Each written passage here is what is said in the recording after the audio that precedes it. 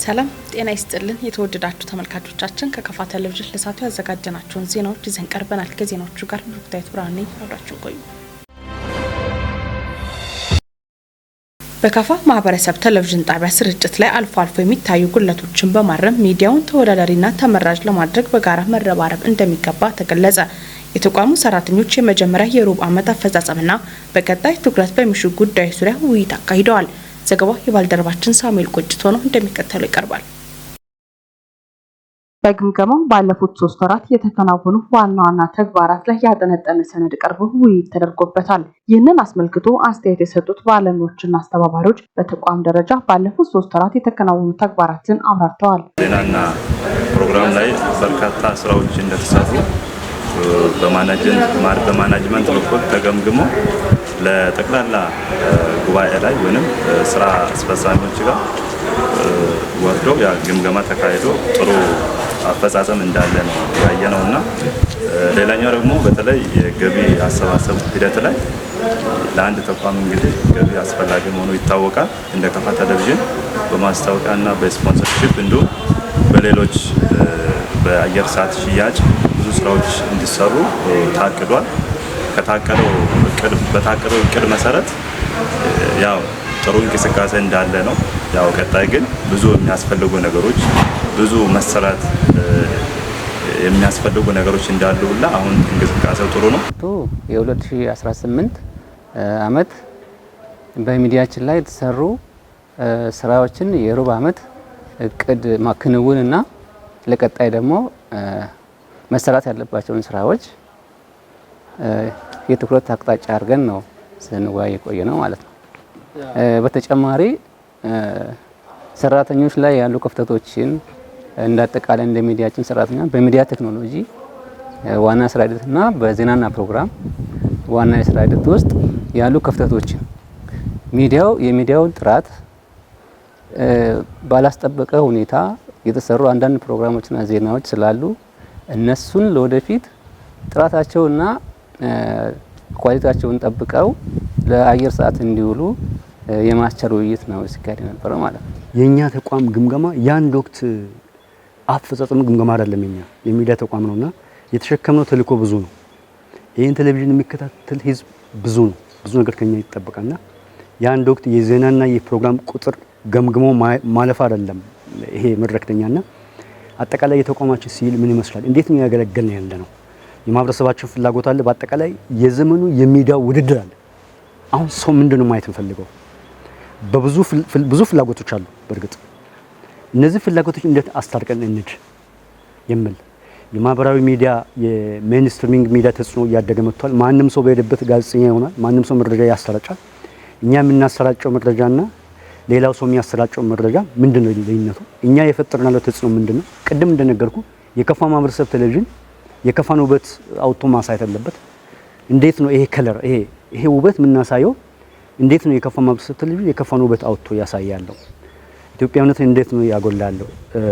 አጠቃላይ አገር በቀል እሴቶች እንዴት ነው ይሰራል? ነገር በጣም በሰፊው ነው። የኛ ተልዕኮ ሰፊ ነው። የኛ ግምገማም የአንድ ወቅት አፈጻጸም ከመገምገም ባሻገር በዘለለ ነው። ያንዳንዱ ድርሻ ምን እንደምለው ነገር በእውነት ለመናገር ባለፉት ሩብ ዓመት ውስጥ ብዙ ስራ ሰርተናልና ብዙ ርጫዎች ነበሩ። በተቋሙ አልፎ አልፎ የሚታዩ ችግሮችን አንስተው ተግዳሮቶችን በመቅረፍ በትጋትና በትብብር መስራት እንደሚገባ ገልጸዋል። አንደኛ በካሜራ ቀረጻ ወቅት የጥራት ያለመኖር፣ ይሄን ስንል የሚወሰዱ ቪዲዮዎች ወይም ፎቶዎች፣ ድምጽና ምስል ማለት ነው፣ የነዛ ጥራት መጉደል፣ በኤዲቲንግ ዙሪያ ደግሞ ጥራታቸውን ጠብቀው ከግራፊክስ ጋር ተዋህደው ድምጽና ምስል አምሮ አየር ላይ ያለመዋል። በዜናና ፕሮግራም ስንል ደግሞ ፕሮግራሞች በቢጋራቸው በተቀመጠላቸው የአየር ሰዓታቸውን ጠብቀው ያለ መሄድ።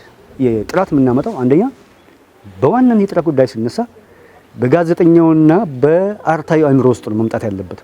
ጥራት ያለውን ዜና ማምረት ያለበት ጋዜጠኛው ነው። ጥራት ያለው ዜና ምን ይመስላል? ካወቃቀሩ ጀምሮ ከሊዱ ጀምሮ በአጠቃላይ በእቅድ መምራት በስታንዳርድ። አሁን ሰዎቻችን ከዚህ ማግስት ተስፋ የምናደርገው የተዘጋጀ ያለ ነው ስታንዳርድ ማወጥ መቻል አለብን። የመድረክ ዜናዎቻችን ምን መምሰል አለባቸው? የትንታኔ ዜና ምን መምሰል አለባቸው?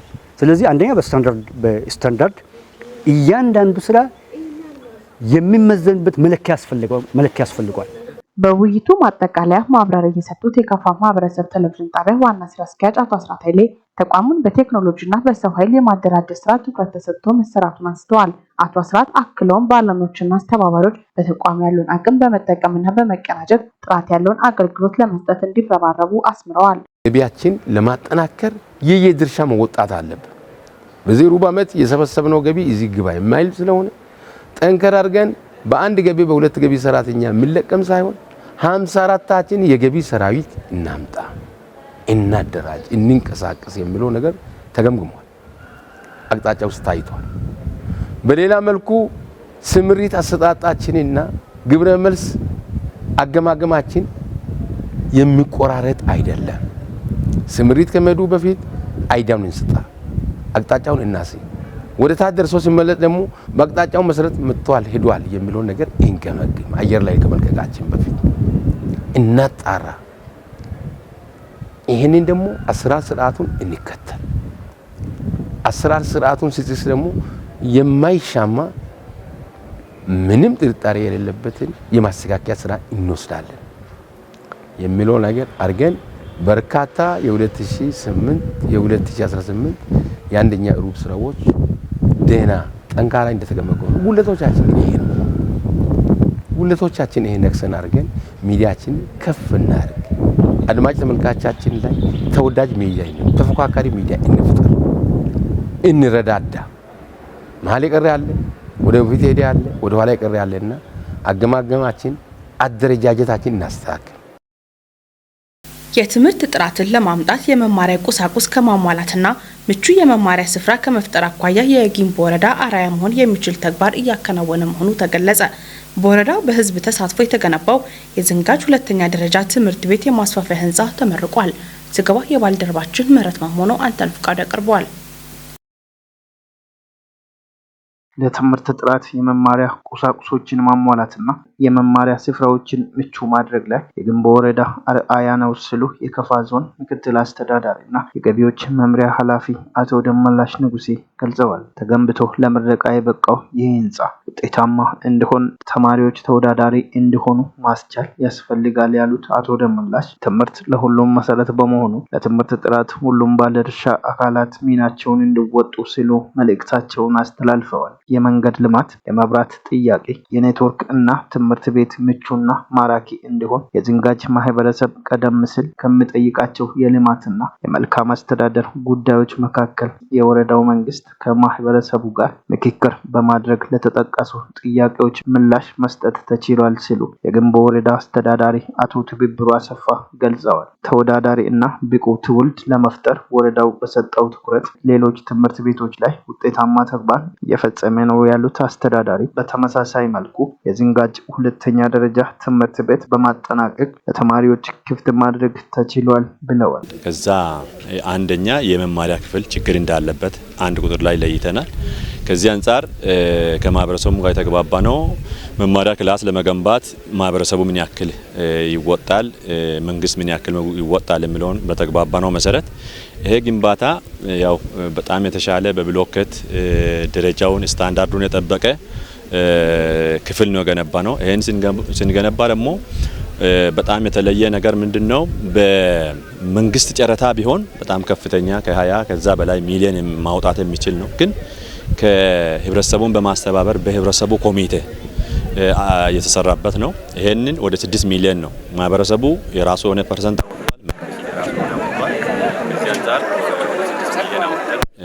በአጭር ጊዜ ውስጥ ይሄ አሁን 7 ወር አልጨረሰም ማለት ይቻላል ግንባታው ማለት ነው። ምናልባት መስራት ብቻ ሳይሆን አሁን ካለን ከወቅታዊ አስተሳሰብ አንፃር ግንባታዎች ጊዜ ሳይወስዱ በአጭር ጊዜ መፈጸምን ተግባራዊ ያደረግንበት ስለሆነ ይሄንን ገንብተን በማውጣታችንና ዛሬ ለምረቃ ማድረሳችን በጣም ህብረተሰቡም ደስተኛ ነው እንዳያችሁት፣ እኛም ደስተኛ ነን። የተመረቀው ይሄ ትምህርት ቤት ተወዳዳሪና ብቁ ተማሪዎችን ለማፍራት መምህራንና የተማሪ ወላጆች የድርሻቸውን እንዲወጡ ማድረግ ያስፈልጋል ሲሉ መልእክታቸውን አስተላልፈዋል።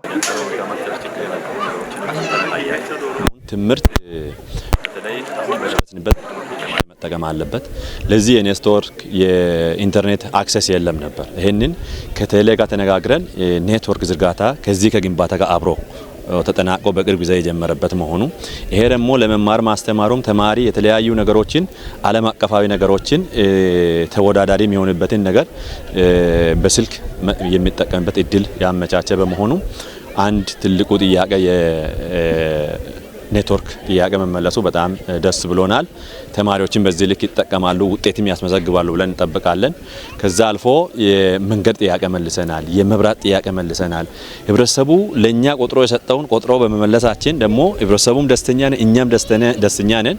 ለዚህ ደግሞ አሁን ዛሬ በዋናነት የተመረቀው የትምህርት መማሪያ ክፍል ግንባታ በመሆኑ ለዚህ የትምህርቱ ማህበረሰብ ህንጻ በመገንባት ብቻ ውጤት ላይ አይመጣም ብለን እንወስዳለን። የራሱ ሆነ ቫሊ አለው ወይ የራሱ ሆነ ድርሻ አለው።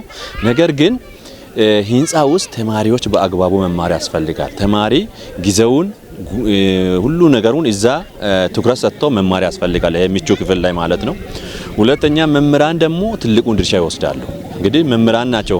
እኛ ሌላ ደጋፊ አካላት የትምህርት ባለድርሻ ትምህርት ቤትን ሊደግፍ ይችላል፣ ግን ክፍል ገብቶ በተማሪ ጭንቅላት አይሰራም። ስለዚህ መምህራኖችም ደግሞ ይሄን ያክል ማህበረሰብም መንግስትም ለፍቶ ይሄን ያክል ምቹ ሁኔታ ከፈጠረ መምህራኖችም ትልቅ ድርሻ ወስዶ ተማሪዎቻቸው ውጤታማ እንዲሆኑ በተለየ መልኩ መደገፍና ውጤታማ ማድረግ አለባቸው። ወላጆችን በዚሁ ልክ የወረዳው መንግስት በዝንጋጅ ቀበሌ ማህበረሰብ ክፍሎች ጋር በምክክር ወደ ስራ ከገባበት ጊዜ ጀምሮ ግንባታው ተጠናቆ ለምረቃ እስኪበቃ የበኩላቸውን ላበረከቱ አካላት ምስጋናቸውን አቅርበዋል። የትምህርት ተቋማት ለመማር ማስተማር ምቹ እንዲሆን በተለያዩ አካባቢዎች ተግባራዊ እየሆኑ ይገኛሉ ሲሉ የካፋ ዞን ትምህርት መምሪያ ኃላፊ አቶ ሙልጌታ መሸሻ ገልጸዋል። በዚህም ተግባር በዞን ደረጃ ውጤታማ መሆን እየቻለ ይገኛል። በዘርፉም የግንቦ ወረዳ ግንባር ቀደም ነው ብለዋል። የዝንጋጅ ሁለተኛ ደረጃ ትምህርት ቤት ህንጻ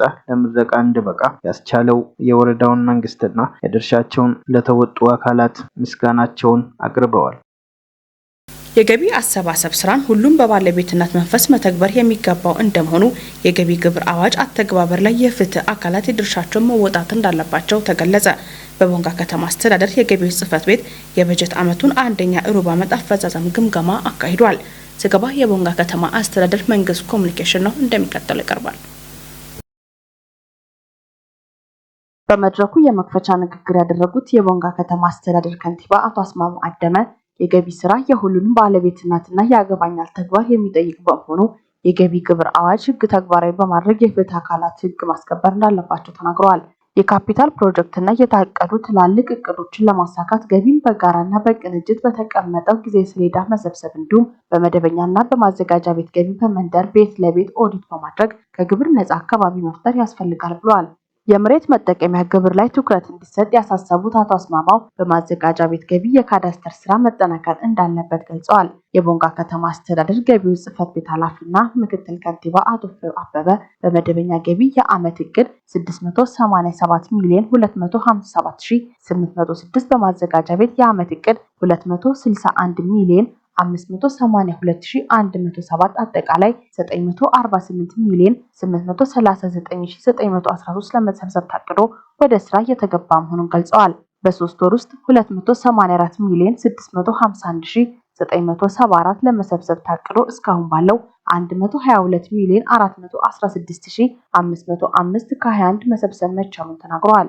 ህጋዊ ነጋዴዎችን የሚያዳክሙ ህገወጥ ነጋዴዎች ቁጥጥር ትኩረት መሰጠት አለበት ያሉት አቶ ፍሬው የከተማውን መሰረተ ልማት የሚያወድሙ ስድ ከብቶች ላይ ጥብቅ ቁጥጥር ተደርገው ለከተማው ገቢ ማስገባት እንዳለበት አሳስበዋል። በመድረኩ የቦንጋ ከተማ አስተዳደር ገቢዎች ጽህፈት ቤት የደንበኞች አገልግሎት የታክስ አወሳሰንና አሰባሰብ ዳይሬክቶሬት አስተባባሪ አቶ አጥናፍ አዴሎ የ2018 ዓ.ም አንደኛ ሩብ ዓመት አፈጻጸም ሪፖርት አቅርበው ውይይት ተደርጓል። የውይይቱ ተሳታፊ አካላት በሰጡት አስተያየት የገቢ ተግባር የሁሉም መሆኑን በመረዳት ቅንጅታዊ ስራን አጠናክሮ መቀጠል ያስፈልጋል ብለዋል።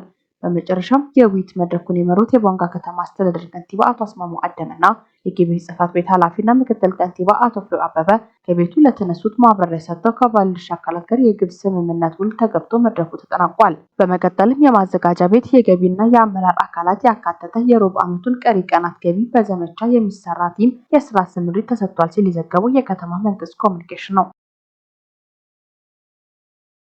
ከመስከረም ወር 2018 ዓ.ም ጀምሮ ለመንግስት ሰራተኞች የሚደረገውን የደሞዝ ማሻሻያ ምክንያት በማድረግ የዋጋ ጭማሪ በሚያደርጉና ምርት የሚደብቁ ነጋዴዎች ላይ የማያዳግም እርምጃ የሚወሰድ መሆኑን የካፋ ዞን ንግድ ገበያ ልማትና ኢንቨስትመንት መምሪያ ገለጸ። የመምሪያ ኃላፊ አቶ መስፍን መሸሻ ከመስከረም 2018 ዓ.ም ጀምሮ ለመንግስት ሰራተኞች ይደረጋል የተባለውን የደሞዝ ማሻሻያ አስመልክተው ማብራሪያ ሰጥተዋል። የመንግስት ሰራተኞችን የኑሮ ሁኔታ ከግንዛቤ በማስገባት የመንግስት ሰራተኞችን ደሞዝ በማሻሻል ለመደገፍ እንደሆነ የመምሪያ ኃላፊ አቶ መስፍን መሸሻ ገልጸዋል። የደሞዝ ማሻሻያውን ምክንያት በማድረግ ያልተገባ ዋጋ የሚጨምሩ ምርት የሚደብቁና የሚያሸሹ ነጋዴዎች ላይ የማያዳግም እርምጃ እንደሚወሰድ ተናግረዋል። የኑሮ ውድነትና የዋጋ ንረት የመንግስት ሰራተኛ መቋቋም እንዲችል የተደረገውን የደሞዝ ማሻሻያ ተከትሎ የሚደረግ ህገወጥ ድርጊትና አላስፈላጊ የንግድ እንቅስቃሴ ካለ ሸማቹ ማህበረሰብ ለሚመለከተው አካል ጥቆማ ማድረስ እንዳለባቸው አቶ መስፍን መሸሻ ተናግረዋል። ጤናማ የግብይት ስርዓት እንዲኖር በዞናችን 17ቱን መዋቅሮች ላይ የህገወጥ ቁጥጥር ግብረ ኃይልና ኮማንድ ፖስት ተቋቁሞ ከመቼውም ጊዜ በላይ ክትትልና ቁጥጥር እንደሚያደርጉ አስረድተዋል። በክትትል ወቅት ያልተገባ የዋጋ ጭማሪ፣ ምርት መደበቅና የማሸሽ ተግባራት ውስጥ የሚገቡ ነጋዴዎች ከተገኙ ህግ የማስከበር ስራ እንደሚሰራ አመላክተዋል። የጥቆማ ስርዓት በተመለከተ በየደረጃው የተቋቋሙ የህገወጥ ቁጥጥር ግብረ ኃይል፣ ኮማንድ ፖስት፣ የንግድ ተቋማት፣ የጸጥታ አካላትና ሌሎች ባለድርሻ አካላት ጤናማ ያሉ የንግድ እንቅስቃሴ ካለ ሸማቹ ክፍል ጥቆማ እንዲሰጥ ጥሪ አቅርበዋል። ዘገባው የካፋ ዞን መንግስት ኮሚኒኬሽን ነው። ጠቅላይ ሚኒስትር ዶክተር አብይ አህመድ ፐልስ ኦፍ አፍሪካ ሚዲያ ስራ መጀመር አስመልክተው መልእክት አስተላለፉ። የፐልስ ኦፍ አፍሪካ ሚዲያ ስራ መጀመር አፍሪካን ባሉታዊ ገጽታ የማቅረብ ስራ ለመመከት ብሎም የራሳችንን ትርክት በራሳችን የመቅረጽ ተግባራችንን የምናጸናበት ጠቃሚ እርምጃ ነው ብሏል። ምንም እንኳን አፍሪካ ሰፊና እምቅ ሀብት ያላት አህጉር ብትሆንም አብዛኛውን ጊዜ እንደ አነስተኛና አቅም ቢስ ተደርጋ ትሳላለች ብሏል። ከዚህም የተነሳ ነው ይህንን አነስተኛ ግን እጅግ ትርጉም ያለውን የፐልስ ኦፍ አፍሪካ ጅማሮን በመጪዎቹ ጊዜያት ከፍ ወዳለ መሪ አህጉራዊ ሚዲያነት ማሳደግ እጅግ ጠቃሚ የሚሆነው። አፍሪካ አብይ የኢንዱስትሪ ማዕከልና የዓለም ቁልፍ ሚና ተጫዋች የመሆን መንገድ ላይም በማያጠራጥር መንገድ እየተጓዘች ትገኛለች ብሏል። የፐልስ ኦፍ አፍሪካ መቋቋም ወደፊት የመመልከት እርምጃ ነው። በዓለም መድረክ ጠንካራና ቱባ የአፍሪካ ድምጽ የማሰማት መሰረትም ነው ብሏል። ዘገባ የኢትዮጵያ ብሮድካስቲንግ ኮርፖሬት ነው። ምክር ቤቱ 13 አቤቱታዎች የህገ መንግስት ትርጉም ያስፈልጋቸዋል ሲል ውሳኔ አሳለፈ። የፌዴሬሽን ምክር ቤት ከቀረቡለት አቤቱታዎች ውስጥ 13ቱ የህገ መንግስት ትርጉም ያስፈልጋቸዋል ሲል ውሳኔ አሳልፏል።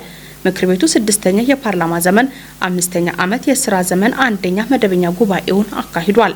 በጉባኤው የህገ መንግስት ትርጉምና የውሳኔ አፈጻጸም ክትትል ቋሚ ኮሚቴ መርምሮ ባቀረባቸው የውሳኔ ሀሳቦች ላይ በመወያየት ውሳኔ አሳልፏል። በዚህም በምክር ቤቱ የህገ መንግስት ጉዳዮች አጣሪ ጉባኤ የህገ መንግስት ትርጉም ያስፈልጋቸዋል በሚል የውሳኔ ሀሳብ ባቀረበባቸውና ትርጉም አያስፈልጋቸውም በሚል ውሳኔ በሰጠባቸው ጉዳዮች ላይ መክሯል። ቋሚ ኮሚቴው በ13 ጉዳዮች ላይ ባቀረበው የውሳኔ ሀሳብ ላይ የተወያየው ምክር ቤቱ በቋሚ ኮሚቴው የቀረበውን የውሳኔ ሀሳብ በሙሉ ድምጽ ደግፎ አጽድቋል። በተጨማሪም የህገ መንግስት ጉዳዮች አጣሪ ጉባኤ የህገ መንግስት ትርጉም አያስፈልጋቸውም በሚል በሰጣቸው ውሳኔዎች ቅር በመሰኘት በይግባኝ ለምክር ቤቱ የቀረቡ 92 ጉዳዮችን ቋሚ ኮሚቴው መርምሮ የህገ መንግስት ትርጉም አያስፈልጋቸውም የሚሉ የውሳኔ ሀሳብ አቅርቧል። ምክር ቤቱም በቋሚ ኮሚቴው የውሳኔ ሀሳብ ላይ ውይይት በማድረግ በሙሉ ድምጽ ደግፎ እንዳጸደቀው የፌዴሬሽን ምክር ቤት ጽህፈት ቤት የኮሙኒኬሽንና የህዝብ ግንኙነት ዳይሬክተር ተረፈ በዳዳ ገልጸዋል። ዘገባው የፋና ሚዲያ ኮርፖሬሽን ነው። የተወደዳችሁ ተመልካቾቻችን ከከፋ ቴሌቪዥን ለዛቱ ያዘጋጀናቸው ዜናዎች እስካሁኖቹ ነበሩ። ዜናዎቹን በመምራት ብሩክታዊት ብርሃኑ አብራችሁ ቆይታ ያደረኩኝ። ቀሪ ጣቢያችን መሰናዶች ይቀጥላሉ። መልካም ጊዜ